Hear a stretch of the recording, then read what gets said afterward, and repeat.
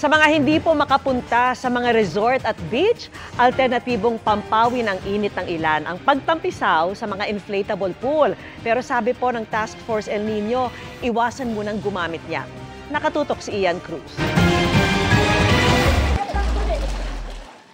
Tuwing umiinit ang panahon, isa sa mga naglalabasan ang mga inflatable pool kung saan nag-e-enjoy na, nakakapagpalamig pa ang mga bata. Di na nga naman kailangan lumayo, may instant swimming activity nang di umaalis ng bahay. Pero ang Task Force El Nino hinihiling na itigil muna ang paggamit ng inflatable pools para makatipid sa tubig ngayong umiira lang tagtuyot dulot ng El Nino kung kailan inaasahang mas kokonti ang supply ng tubig. Imbes na magbabad sa inflatable pool, dalasan na lang daw ang pag-inom ng tubig para guminhawa ang pakiramdam.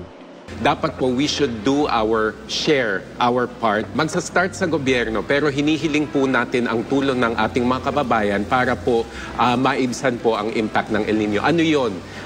Behavioral change. In our own little way, tumulong po tayo para sama-sama po nating maalpasan o malampasan yung banta ng El Nino. Pero tila matabang ang panlasa ng ibang bata sa hiling na ito ng Task Force. Hindi po. Bakit?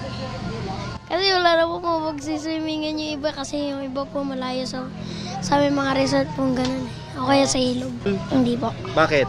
Kasi sa ano po, masarap mag-swimming. Yung swimming. Payag ka ba doon? Opo. Dahil? Dahil mas tipid sa tubig. Isa pa sa nais ng Task Force, huwag nang magbabad sa paliligo para makatipid sa tubig. Hindi po natin masabi yan kasi sa sobrang init eh. Ang sarap kaya maligo. Maliligo ka saglitan lang? Hindi pwede yun. Hindi ako papayag. Sa heat index nga ng Pag-asa kahapon, pumalo na hanggang 42 degrees Celsius ang damang init sa Cotabato City sa Mindanao. Bukas, inaasahang aabot sa 40 degrees Celsius ang damang init sa Calapan, Oriental Mindoro.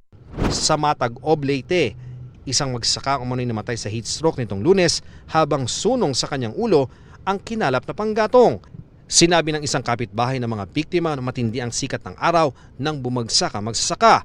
Sa pagsusuri ng Municipal Health Office, lumalabas na inatake sa puso ang biktima dahil sa matinding init. Para sa GMA Integrated News, Ian Cruz, Nakatutok, 24 Oras.